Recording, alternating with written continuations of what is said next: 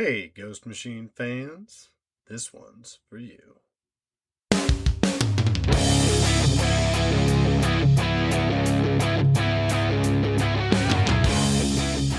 Welcome to the second episode of the Ghost Machine Fans podcast. It has been quite the week.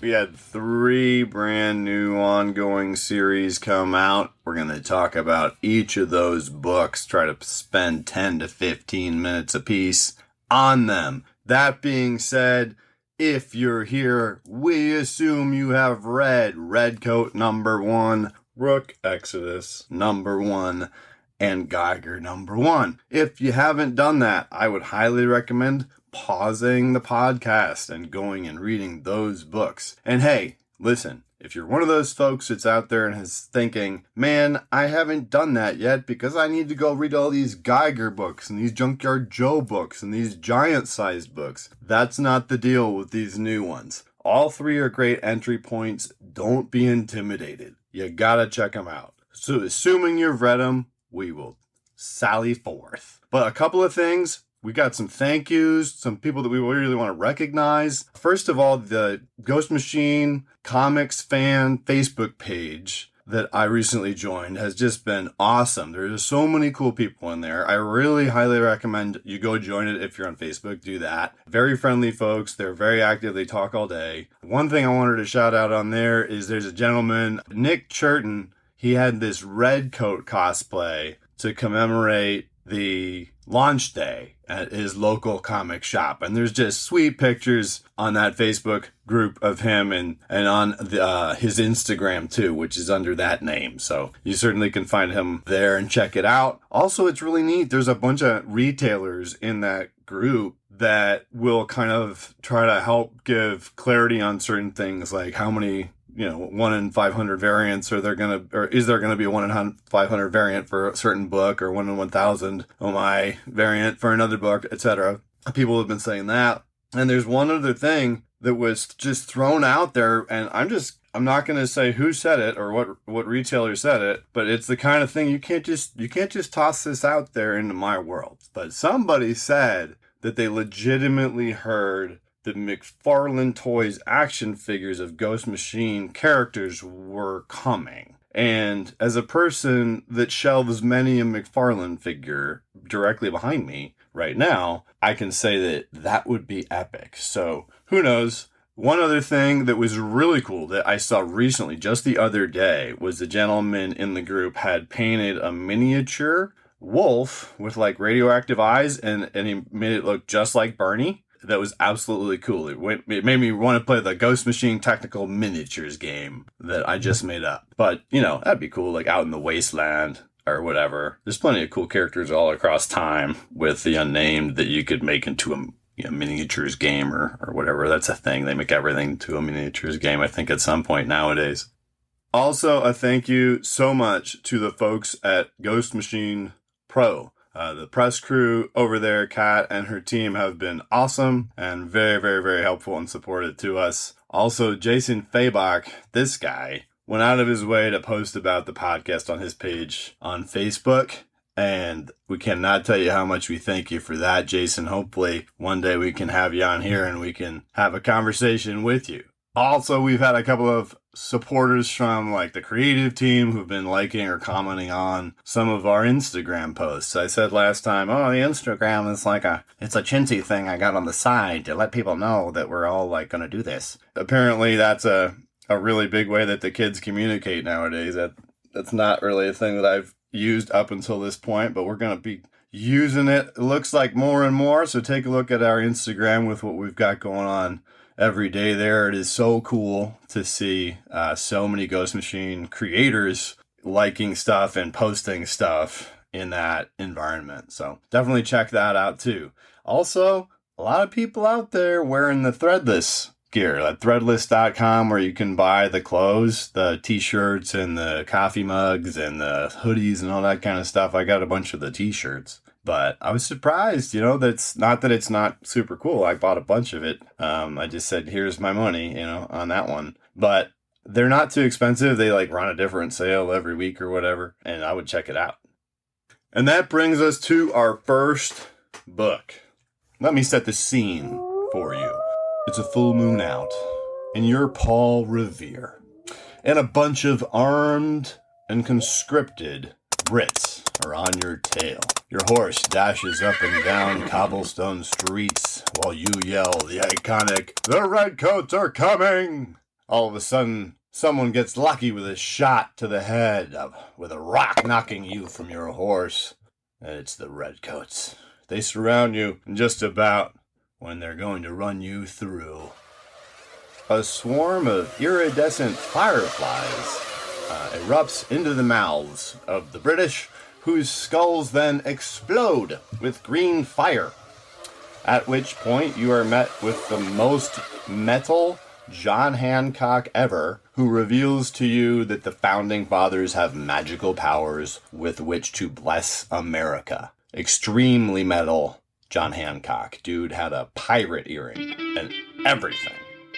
That is the tone of this book that is masterfully set by creators Brian Hitch, fantastic artist who I have loved quite literally for decades since he first did The Authority. He's just absolutely awesome. And Jeff Johns, they work together as creators. Also, it looks like Andrew Curry did inks on this one, and as appears to be in the case of like almost all the Ghost Machine books right now, Brad Anderson is on colors, so it's gorgeous. Last but not least, Rob Lee is on letters. Letters are a big thing to be credited out there. Not everybody understands how important the letters are. They are super important.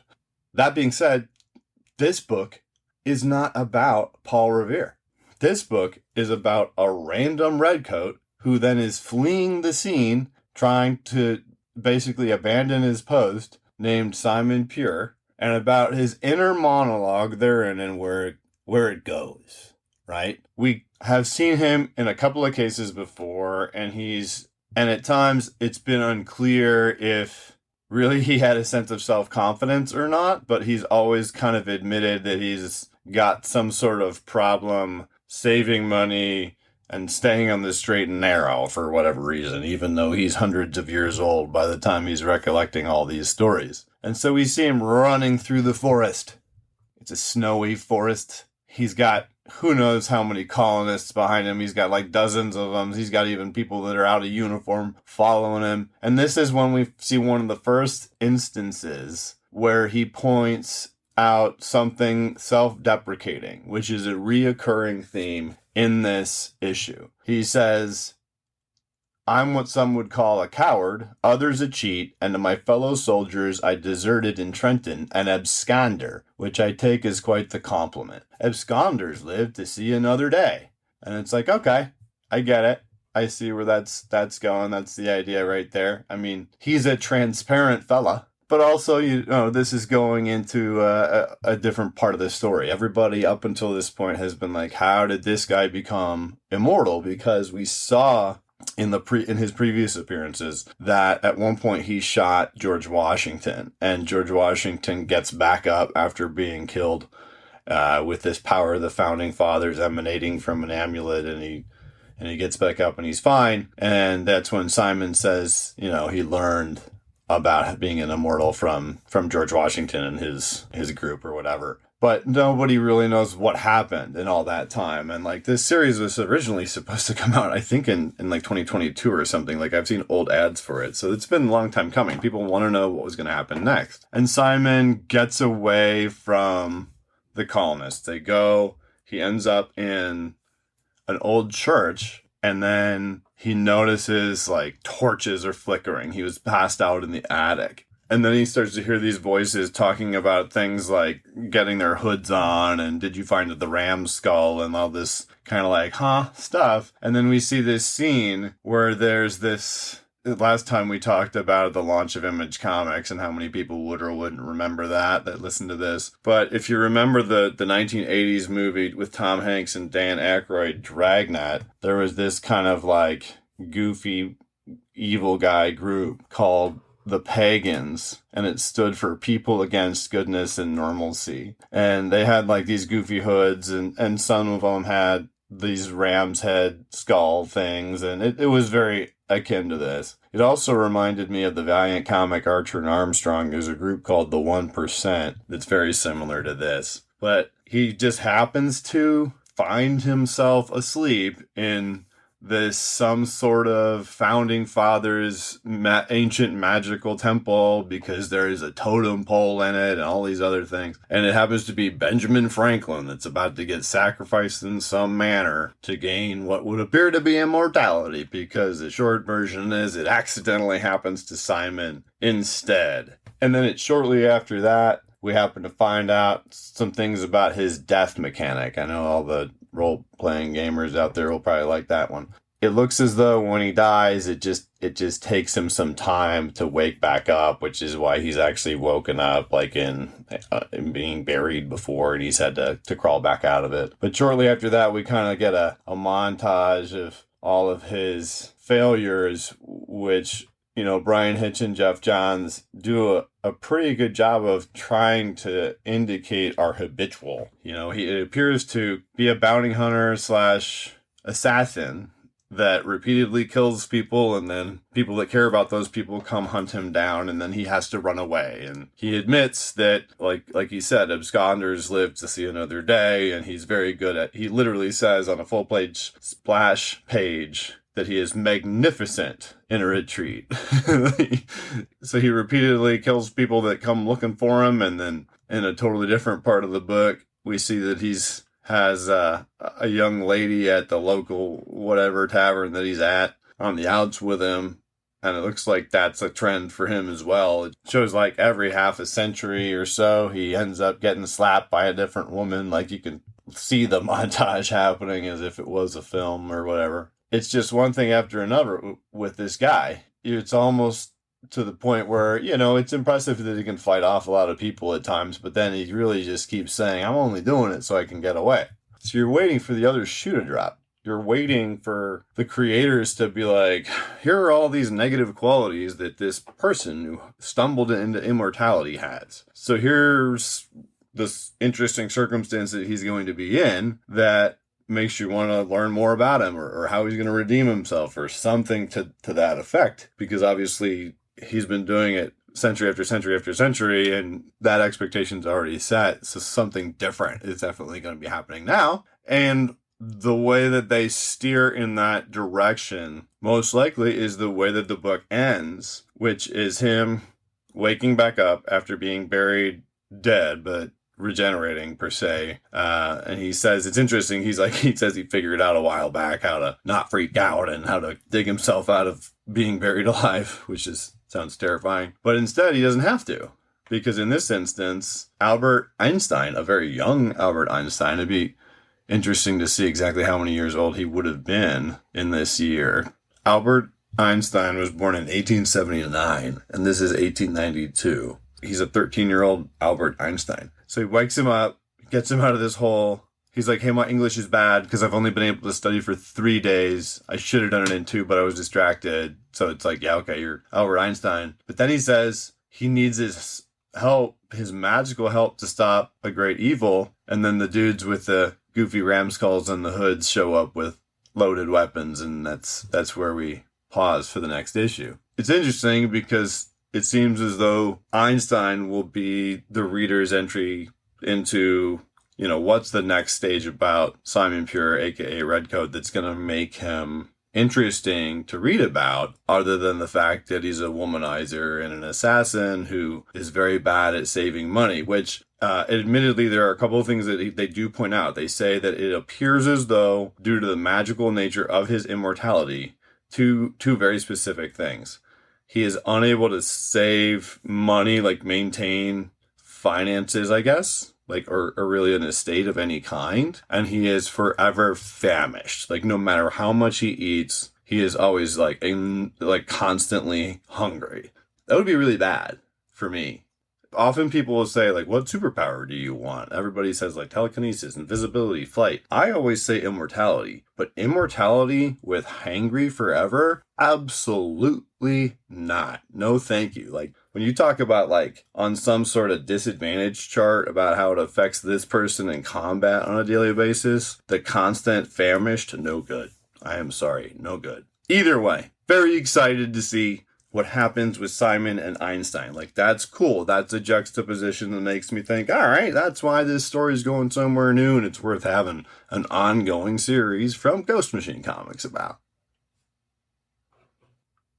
Next, we have what to me was like Going Home, which is Geiger, #1. But there was something a little bit different about the way it felt as it started.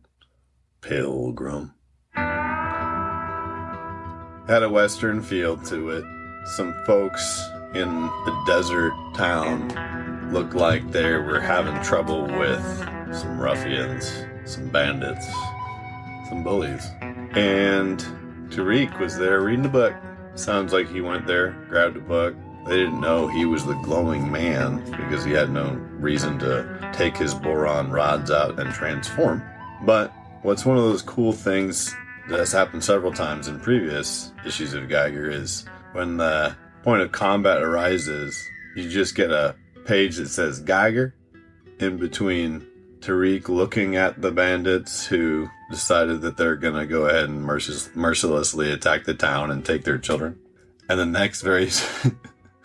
very next page is this absolutely gorgeous Gary Frank splash page with like the bandits on the ground. One of them's face is just melted from a radioactive hand and the other guy is smoking. The other one is en route off screen because he's stuck on his horse, but you can tell in the upper left of this beautiful panel that he fell and got stuck in his horse, so he keeps going, and it's the motion of the horse's tail and everything. It's so cinematic. It's really neat because you can see it happening as it goes. It's not, this is not just a cartoon or whatever people call a comic book sometimes. This is awesome. And so, point being that there was very little breakdown of the combat in that case, but shortly thereafter, there's one bad guy left, and he's got hold of a child, and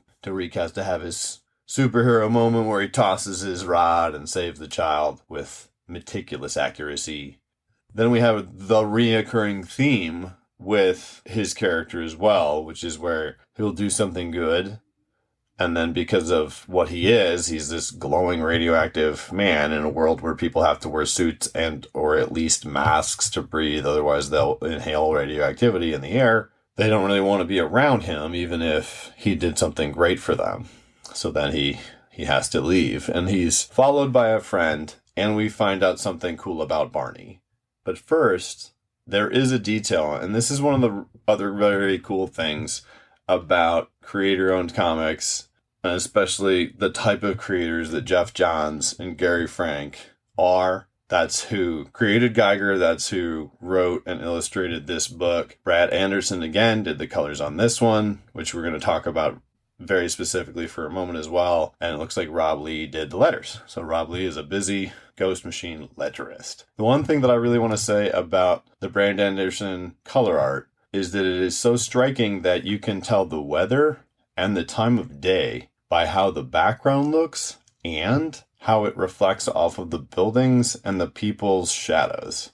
You can actually get a sense of that because of how he uses color. It's very amazing. So this is what I wanted to point out about the creators of Ghost Machine. They have this book, and it gets like 2 panels, so it's got to be a significant thing. You don't give something 2 panels and be like, it's just there. It's just a red book. That guy's reading a red book. Who cares? No, that doesn't make any sense. So Tariq is reading a book called Blood Meridian, also sometimes called The Evening, Redness in the West, which is a Cormac McCarthy Western, which has a lot of conflicting ideas about whether it's a traditional Western. And the very short version is it has a lot of parallels to Tariq's story based on at least the Wikipedia entry. So it's probably kind of a little nod to anybody who wants to look that up, and or perhaps if one were to be more familiar with the book Blood Meridian, it may be some sort of forecast of something coming.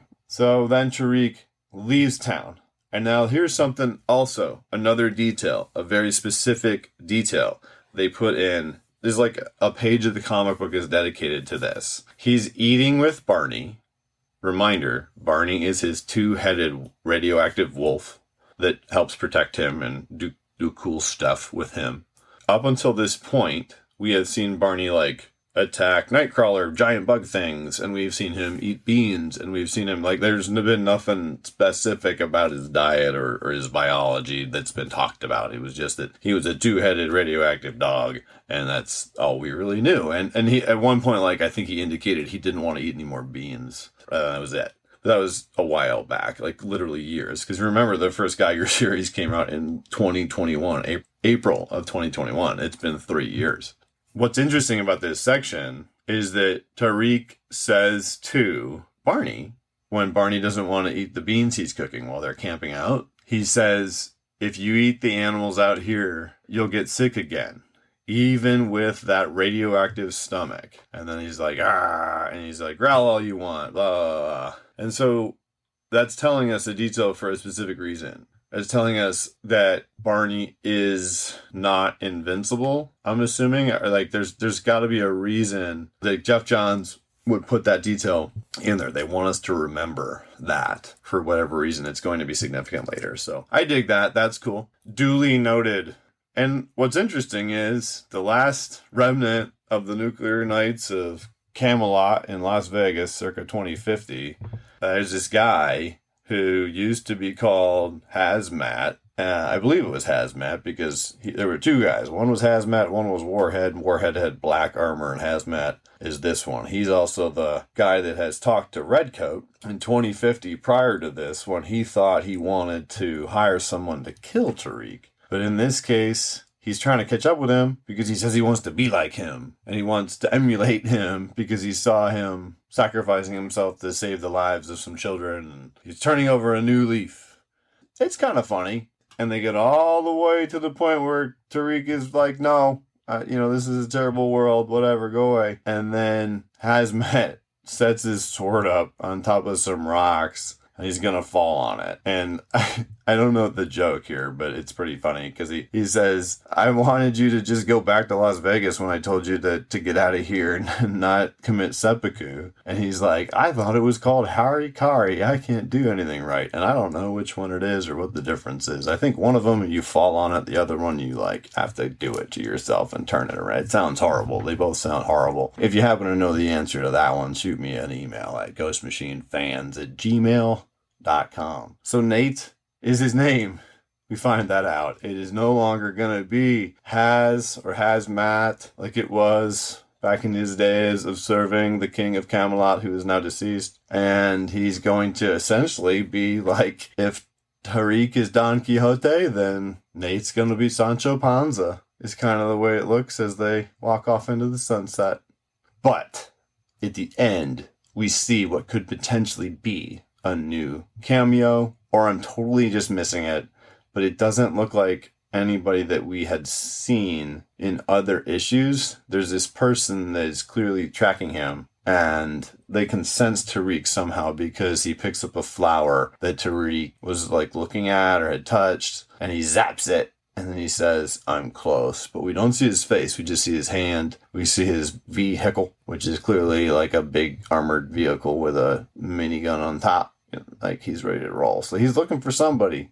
I'm assuming he's looking for Geiger. This book, let me tell you, it was like coming home. Even though altogether we've only had the equivalent of 9 to 10 Geiger issues of anything, because we had Geiger 1 through 6. We had the Geiger 80-page giant, and we had some stuff that was in Ghost Machine #1 a little bit. We also had Geiger Ground Zero 1 and 2 to tell us a little bit more about his origin with Dr. Molotov, and we're going to have a separate episode about those. But this was awesome. It was nice to see a new layer added, maybe a little bit of levity because it is a sad story, and we did still see some of that. Tariq thinking about his family and stuff like that, and that's an integral part of his character. But it was cool to see a new relationship kind of door open, and we'll see where that goes. As I recall, the robot, aka Junkyard Joe, should be out there somewhere in 2050. I would love to see him pop up again.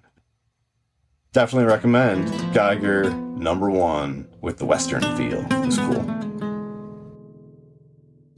And last but certainly not least, we come to our third ongoing series that launched last Wednesday, which is Rook Exodus. Now, I have a bone to pick with a certain Jason Fabok out there.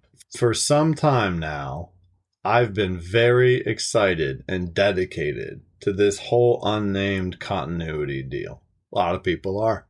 And then I picked this book up. I thought the Ghost Machine #1 stuff was cool. The art is amazing, for sure. But this book, man, this book is making me cheap on Geiger and Junkyard Joe and Redcoat. Because this book, by a slim margin, decent margin, was my favorite of the three, for sure. Blew me away. I'd been wondering, like, is that going to be a standalone thing? Like, they have all these other things, but then it's getting all these different variant covers, and man, I really enjoyed this book. So let me just tell you who made the book, and then I'll gush over the book some more, and hopefully a way that makes you laugh a little bit.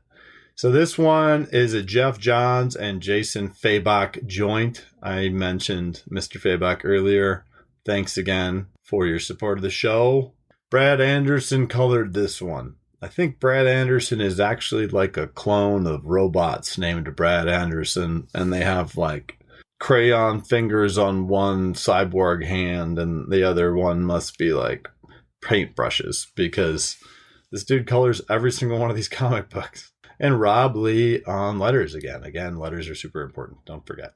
So when you open this book straight up, one of the very cool things about comics being a visual storytelling element is instead of having to have a long, drawn out explanation of what the situation is, it just gives you this readout font is what I would say. Like, I can imagine the clickety click of the keys going by as this reads out to you. It's like the kind of thing that Ripley would see on the Nostromo on like a screen that came on. The overhead computer would sound something like this. The Kepler system, Planet F, was purchased by Better World Corporation in the year 2152. 1 year later, Better World rebranded the planet Exodus. 6 years after that, the planet was colonized by Better World's first visitors in the year 2159. Unfortunately, 11 years later, the Earth engine terraforming Planet F failed, and Better World was evacuated 1 year later. And I imagine that whatever the source of that electronic communication was would explode and be gone, and we could carry on with our tale. Now, the panel doesn't even say all that. The panel just basically says when it was purchased, when it was rebranded, and when it was colonized, and when it was evacuated. That was just me making you tolerate that for a minute. Thanks for sticking with us, kids. But it says a lot, and that's what a comic book can do. It also reminds me of, in the beginning of Blade Runner, how there's that readout about the replicants and the Tyrell Corporation and all that kind of stuff. We understand, we can infer from this that we are entering from post-evacuation point. And we know from the stories that we've read in Rook's bio and Direwolf's bio and Swine's bio, all of which were sweet, and in Ghost Machine #1, that when the Better World Corporation left and their terraforming engine failed, they basically left employees and people that were unimportant or did not necessitate the departure of those who were able to afford leaving behind. And one of those groups of people are called wardens. And the reason that wardens were needed is because a large part of the terraforming process that they were going through involved controlling and manipulating nature to even to the extent of being able to control the animals. There were a lot of these wardens that would get these helmets that would allow them to control various animal types, and a la Voltron, the helmets do look like, the animal or whatever. So we have our main character, Rook, and he controls ravens, rooks, and crows, like we've mentioned before. And he has this cool, crow-looking helmet and all this kind of stuff, and crows flying around it. The premise of the issue is that he's trying to scavenge enough parts to put his rocket together. So every time somebody else tries to shoot a rocket off to get off that planet and they fail and it crashes, he goes out and he tries to scavenge the parts, as it were. So he goes out there and he does that, and we learn rather quickly, even though he'll get stuck on these panels, man, the Fabok art is awesome. Even stuff that's just like wilderness scenes, you're like, man, look at all the detail in there. You could take all the time in the world. Look at these panels. Take your time. Ultimately, though, there's obviously a story here, and he goes to the crash site. He has some difficulty finding what he needs because he doesn't have his friend with his giant warthogs, because the warthogs have a good sniffer to find the parts that he needs, apparently. But he does find a survivor brief survivor, we can say. And this is where we start to be able to pull back the tapestry of this world, right? So he says about the guy that he's found dying. He has a big piece of shrapnel through him. He doesn't look like he's savable. Says, going by the uniform, he was one of the weathermen. They look down on the wardens, at least the ones I met. So right there's some sort of implication of some kind of maybe a class system, or at least within the workforce. But it's interesting because Rook pulls out some painkillers, even though he knows the guy's going to die. And Rook even says, he's like, this is my last one, but I'm going to give it to him. He's that much of a empathetic person that he's going to make that kind of sacrifice. Who knows what he could use those for? There's barely anybody left on this entire planet. He has painkiller medicine, and he's going to use it on a guy who's going to die in seconds to help it not be so harsh, which is pretty cool of that character. But then it turns out he's like, no, take this bound bunch of papers or books or whatever. Rook isn't sure because he doesn't open it, because in that moment, a massive grizzly bear, like house-sized grizzly bear, that might even be bigger than that, somehow catches him off guard and comes out of the smoke. That's probably why. Lots of loud smoke and fire and smells and stuff. It's hard to keep track of those giant grizzly bears. And, he gets attacked by him, and you get to see some more amazing Fabok art and some more Brad Anderson amazing colors. And this is when they do begin to explain a little bit more about the world as well, and why these animals are so big. It's not just because it looks cool. Apparently, the animals began to grow when the world engine stopped, when the technology began to cease that was allowing them to terraform. That means, in Rook's opinion, that it was one of two things. It was either that the size of the planet was different than Earth and they couldn't scale to that once the animals were born or created or whatever, without the machine being on, or the other one is the water made them that way. So, water or world machine, but the fake water, like there's something wrong with the water and it wasn't naturally made or something of that nature. Get some insight about that, and then we also learn a little bit more about the mechanics of the warden's helmets, because he realizes the only way he's going to get away from this big giant house bear is if he calls in his crows to distract it and frustrate it, so it'll go away, so he will survive. Then we begin to get an idea of how the neural connection of the helmet and him to the animals is taking a toll on him, which we explore quite a bit. And it leads, for now, to him just explaining that the creators, the inventors of the technology, called it instinct influence, and that it was supposed to be something that allowed him to influence, the animals that he had this connection to do certain things. But it appears that there's some sort of feedback that affects the wearer of the helmets as well. So he goes back home, and that's where we start to get a whole bunch of awesome visual storytelling. I just would love to read the Jeff Johns script for some of these pages, because it's a great example of how a comic book can do, only with pictures, a lot of storytelling. And people don't realize that, this isn't just like Jason Fabok drew this guy doing some things, walking down hallways and interacting with objects. Jeff Johns and he worked together to determine how that was going to be shown to us. And so what happens is he has to go shopping. Rook has to go shopping. And the way that Rook goes shopping is he goes to this big abandoned city that he stays at called New Mason. And you see him drive by a couple of apartment buildings. And the apartment buildings have doors with red X's on them. And then he gets to one that doesn't have a red X. And he goes inside. Then he walks down some hallways. A bunch of the doors have red X's on them. Then there's one that doesn't. And he walks inside. And then in there's a fresh cabinet full of like canned goods, because in Ghost Machine comics, everybody has to eat canned goods, and alcohol, typically. And so then he takes it out, does it again. And then we see this visually represented with little to no dialogue. And it's just awesome. It's just awesome, awesome, awesome. But then we see that continuing to occur and him having to come back and him then starting to mention how he has to clear his head more and more because of the pain that stays with him because of the connection to his animals. And so we do see this character seeming to becoming, drinking more and more to facilitate being able to focus or not focus on this pain or whatever it exactly is. And it's clearly a very challenging thing and a painful thing for him.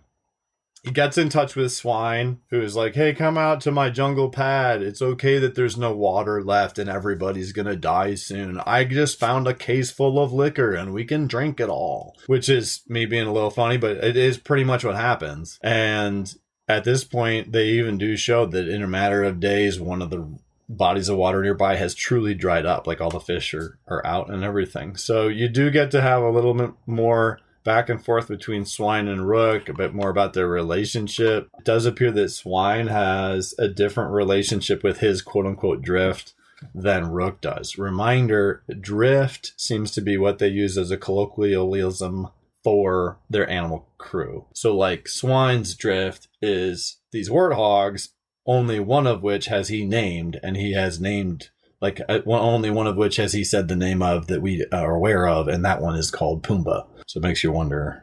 I mean, I'll take it, whatever. As long as there's no Timon, we'll take Pumbaa. I'm sure there'll be a Timon joke one day. Rook's drift are the crows or whatever. What are the rooks, ravens, and crows that might be around him, right? And then we do get a little bit of a flashback origin story about Rook. It looks like he and his dad had a good relationship, but unfortunately something happened to their farm. And as a result of that, he got extorted to accept a certain amount of money and leave the planet and go to the new place, even though he really was challenged in doing so. Like when he was leaving, this is another thing about this character. Like this character has inherently good or noble qualities. And one of them is that they're trying to show you that when he left, he felt very guilty about doing so, just with some more visual storytelling. Like he sees some people that aren't able to leave, and he's in the line of people that are leaving because he basically accepted a bribe but didn't know what to do. And it's just interesting to me. It's a cool character. I feel like there's a lot that this character can do. Watch, I say that, and Ghost Machine will kill him off in the 4th issue or something because everyone's hardcore. I don't know. Probably not. They wake up the next day hungover around the campfire. All the buggies are torn up and messed up. The warthogs are running everywhere. There's one ripped apart in the ground. And then there's this just massive swarm of Jason Fabok tapestry house bears that attack everybody, and it is an amazing splash page. I know there's some small panels on the bottom, so it's not like a full splash page, but it's just so cool. Props to everybody involved in making that page of comic books right there. Holy moly. And then in typical Image fashion, the last page is the first cameo appearance of a new character. Yeah, it says next, the power of Ursaw, Ursaw, and he's holding Swine's helmet. It doesn't look like his head. I don't think he ripped his head off, but he's holding his helmet in his hand. And he's clearly a warden, clearly the bear warden. So all those crazy bears were listening to this guy. It is really cool. It's super metal. Makes me think of the end of Stormwatch or Spawn or something back in the day of that nature. Beautiful book, great story, great visual storytelling. Really excited to see where it goes. Didn't see Direwolf in this one at all. She seems like she's going to be a pretty cool character, so looking forward to that as well. As the music rolls, I beseech you to check out www.ghostmachinefans.com, where you can find our wiki, forums, and Instagram, where we truly would love for you to come say hi. Also, keep an eye out for the Twitter that we are starting. Friend of the show, Cameron, is going to be putting that together. Thanks so much for joining us on the Ghost Machine Fans Podcast.